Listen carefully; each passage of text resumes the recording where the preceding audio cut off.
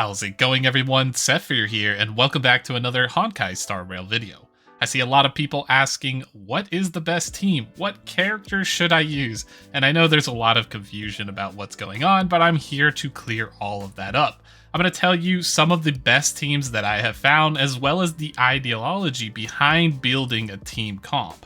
In addition to that, if you comment down below in this video and list out what characters you own, I will personally reply to that comment and help you build a team that will set you up for success. So let's go ahead and dive right in here and take a look at some of the characters and set up the premise for the best team comp. So as we go ahead and look at the data bank here, this will give us access to see every character in the game, with the exception of main character for some reason. There's two different versions of main character. One of them is a destruction physical damage dealer, and the other one is a fire preservation character, which is really good. It will unlock in the level 24 story quest after you have completed that.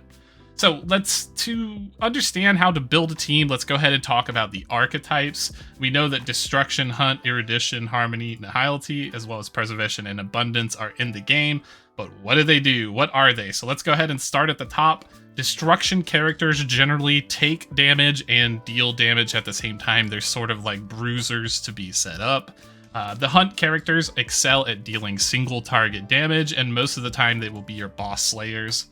Erudition characters are good at clearing the field. They have a lot of AoE attacks and are able to deal with little mobs easily. Harmony characters tend to provide special buffs or benefits to other characters, so they're a bit of a supporting cast, but they don't really heal or shield. They just kind of control the battlefield and add bonus damage. Nihility is a little bit of a tricky one. They generally do things like stripping away buffs from enemies or slowing them down, controlling and buffing the amount of damage that they deal and or take, or damage over time abilities as well. Preservation is going to be your general shielding characters that are going to keep your team alive, and Abundance is just straight up healers. So why is all of this important to know? In this game, it is a turn-based game. So we are talking a turn-based action game where enemies are going to attack you, you are going to take damage, and there's nothing you can do about it besides sustaining through that. So for that reason alone, I would recommend having two characters in either the Preservation or Abundance category that can sustain your team comp and keep you alive. So at the start of the game, you're going to get access to March 7th, and she's actually a very, very powerful character. So you can easily add her into your roster and invest in her without having to worry about if you're wasting your materials, because she is one of the best, if not probably the best support. After that, we also have the Fire main character, who's not present on the screen here because for some reason he's not in there, but he is a shielder that can also taunt the enemies, so he can force enemies to attack into him, so that's going to keep you alive very well. We also have Jeopard, who is a good Guardian unit. He's also a very strong shielder. He's ice as well. So if you do manage to pull him as a 5-star, that is good. And then we have two healers, Bailu and Natasha. Bailu is obviously the better one if you manage to get a hold of it. But if you can't, Natasha will do the job. She is one of the free characters that you will get, so anybody and everybody can use her. So I'd recommend picking two characters from these two categories and add them into your roster, because that's going to keep your team alive. This is going to work really well for the simulated universe, as well as the Forgotten Halls, and every single other challenge within this game. Next up, you want a damage dealer, ideally a main damage dealer from the Hunt category. I think this is very important because single target damage tends to be the highest, and having one character from this category is really going to allow you to execute bosses, and they tend to be the biggest problems in completing any sort of content, right? It's always the big boss that's the issue, so you need someone from this category. I will say that the character that you get at the start, Dan, is actually quite powerful. He's very good. But I think that the best Hunt character is actually Su Shang.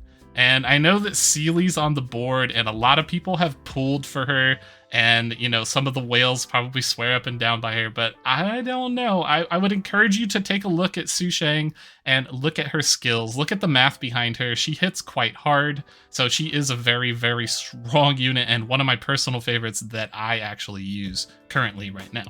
So with that out of the way, once you have two supporting characters from either Preservation or Abundance, and then you have a Hunt character for single target damage, I will make a side note that you could supplement one of these Destruction characters in here, but the problem with Destruction is that both Hook and Arlen are really, really bad characters, and the other Destruction character that's not listed here would be the physical main character, but he's also not the greatest. You might as well use the fire version, so Clara would be your only option. If you do manage to pull Clara, she is a very powerful unit, so you could put her in place of a Hunt character, or in place of the next combination that's coming up here, Erudition.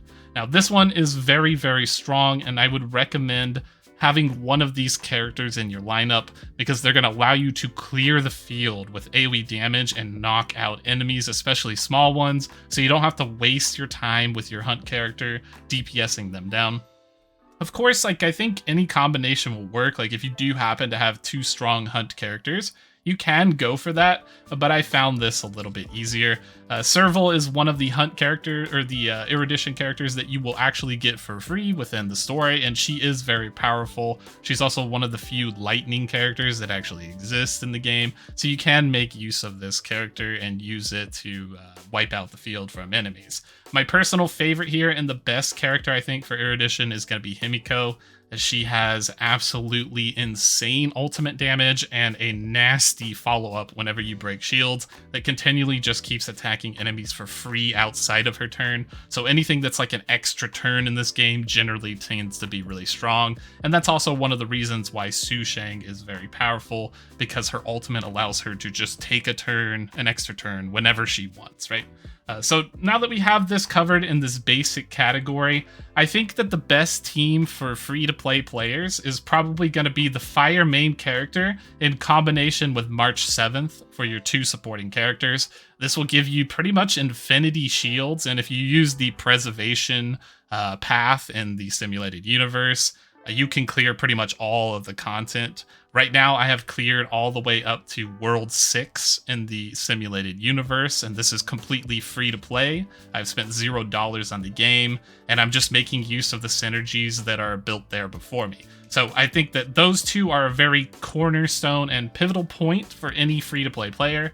And then after that, if you don't have Su Shang, if you can't pull for Su Shang as a 4-star, I would recommend using Dan as your Hunt character. He is quite powerful. And then for an Erudition character, you should probably be opting into Serval, because those are all free-to-play characters. It's going to be super easy for you to get.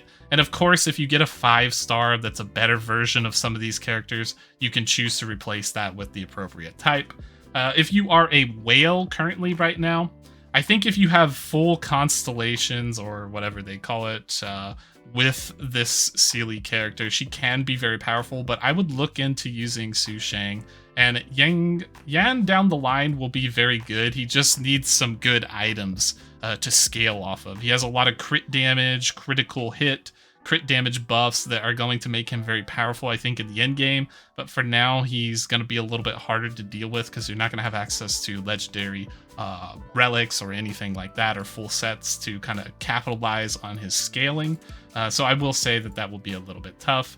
And then if you do get an option as a whale for a Erudition character, I would definitely go for Himiko. Himiko is absolutely insane, and you will not regret it. Bailu is probably one of the better supports in the game and can be easily paired with any of the other Preservation characters to make a very strong supporting cast. And I will make a small side note here that Bronya and Tingyun are very powerful as well. These are like damage buffing units that you can add in. In my opinion, I would probably replace them with one of the damage characters, preferably the AoE character, because they do damage as well, but they also super buff the main carry. So if you have a super buffed Hunt character, and then you're using like Tingyun or Bronya as your secondary carry, and then you have two other characters to support that cast, like Preservation or Abundance, you will do a lot better in terms of all content. And I think that's pretty much where the game is looking at the moment. So taking a look at all of these characters, I do like the balance of Honkai Star Rail at the moment. I think that a lot of the 4 stars are very, very powerful. I don't think that they get outshined too much by the 5-star characters, and in some cases the 4 stars are even better. So I think that they've done a really good job with balance here. So pull for the characters that you want, or use the characters that are free. Either way, you should be able to clear the content with optimal strategy, and hopefully this helps you build your team a little bit better. Like I mentioned before, go ahead and comment down below if you are curious about your characters that you have, you're not sure what kind of characters to pick.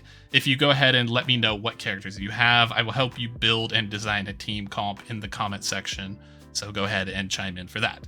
If you enjoyed this video, make sure to subscribe, like, and hit the bell button, as we have a ton more Honkai Star Rail coming into the future for content. And that's going to be it for this one. Thanks for watching, and we will see you in the next one.